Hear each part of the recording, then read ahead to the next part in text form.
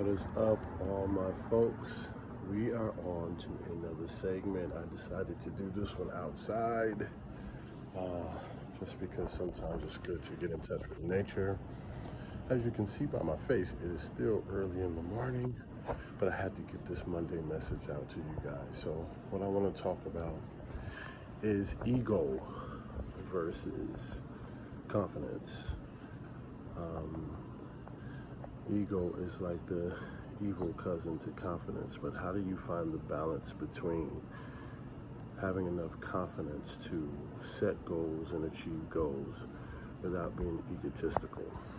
Now, that's a very tricky thing because in order for you to set goals, you have to know that you are capable.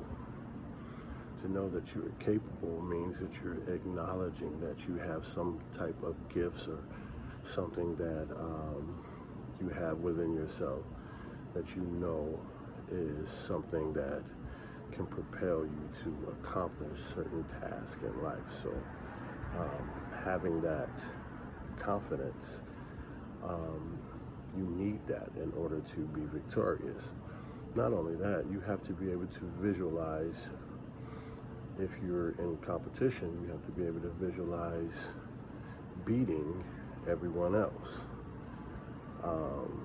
So you have to have a certain level of acknowledgement that you can or you have the ability to be better than everyone else who is going to show up. And that's in competition, that is in any sport, that is in business, when you're going for a job or you're going for a promotion.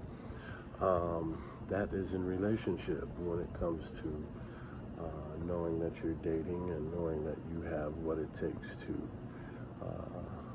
get someone to choose you.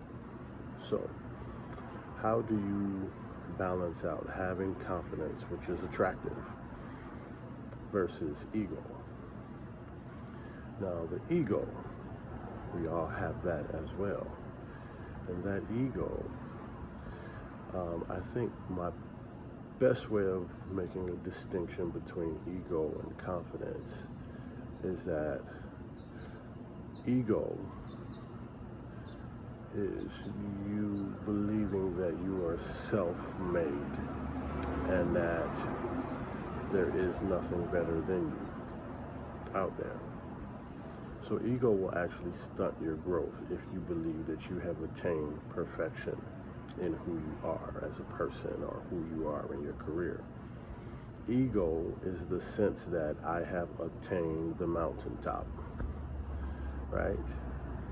So, ego actually will prevent you from evolving because if you feel like you are perfect or you have achieved ultimate success, you no longer have the vision of setting goals. You no longer have the vision of, I need to be better. But the world is ever evolving. What is perfect today will not be perfect tomorrow because the world is ever evolving. You see it in sports. You see athletes running faster, jumping higher. I was one of the original breakdancers, and I see breakdancers now, and I'm like, man, this is out of this world now. So just understand that the world is ever evolving. So if you believe that you are the best and that you have achieved, the creme de la creme of being a person or whatever it is you are, then in the next few years you will fall behind someone else. Along with confidence. Confidence is, let's go with confidence now. We established what ego is, but confidence is the ability to recognize other people's greatness and to know within yourself that you have the ability to become that. So confidence is knowing what your abilities are, but being humble enough to recognize everyone else's. And to say, you know what, I really like the way that person looks. I want to look like that. I'm going to exercise. I'm going to do what I got to do to look like that. So Confidence is not necessarily saying that I am the best. Confidence is saying that I am capable of being great. There's nothing wrong with knowing your capabilities, but with confidence, you'll continue to set goals. I always view myself, regardless. I've been in the fitness industry, I've won shows, I've trained many, many people to win shows. And to this day, I view myself as the ultimate fan and the ultimate student. I love being a student, and I am a student. I'm a student of the world, I'm a student of fitness, I'm a student of life, I'm a student in relationship, I'm a student in all these things. And the reason why I look at myself that way is because I have more of a desire to learn than to teach, which is what took me so long to start making YouTube videos, is because I do know the value of what I've obtained over my 45 years, but I still believe there's so much more for me to learn from other people. So, but I came to the conclusion where, after so many times of people telling me to do it, that there's something that I have to give to people that is of value.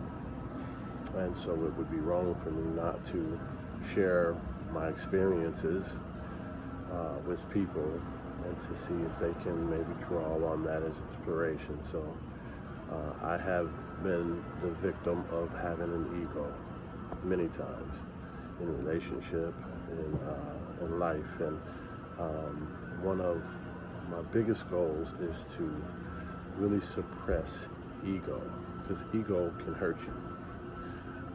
I've been in many situations where I feel like my ego had me more hurt than my heart. And oftentimes that happens if you expected something to happen, and because of the work that you put in, and then it doesn't work in your favor.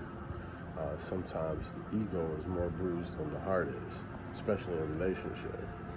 You know, if someone chooses not to be with you, to be with someone else, and then you're evaluating the other person, and you're evaluating yourself, and you're like,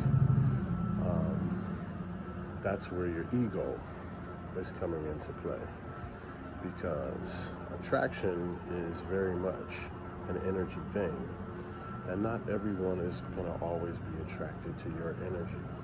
So even though you might think you're cute, you might think you're buff, you might think that you have a nice smile because you got a gap,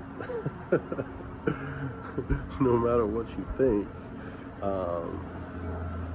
energy is everything. So who you might be attracted to might not be attracted to you. They might be attracted to someone else. And that has nothing to do with you. It has everything to do with how their energy meshes with another person's energy. So checking your ego is a very hard thing to do, because we're all very judgmental of ourselves at times, in a negative way and a positive way. And so rejection, whether it's in a relationship, whether it's work, if someone hires another trainer over you, there's many instances where the ego is more bruised than the heart actually is. And so I spend my days meditating and trying to become a person that suppresses the ego, that recognizes that I have it, and that I can overcome that, and that I can fill myself with humility, knowing that there is nothing that I have, no knowledge, no physical attributes, there is nothing that I have that was not embedded in me from my creation. So that it was God-given. All my abilities, everything that I can do. And the other part of that is we are all connected energetically. So I'm not the only one that has these abilities. We all have it. So with that knowledge, guys, tap into your energy source. Be confident but not egotistical. Always know that the power source is from the universe and it's just coming through you. Okay? Remember that, and you will always have people who want to be around you. All right, I love y'all. Have a wonderful day. I will see you guys again.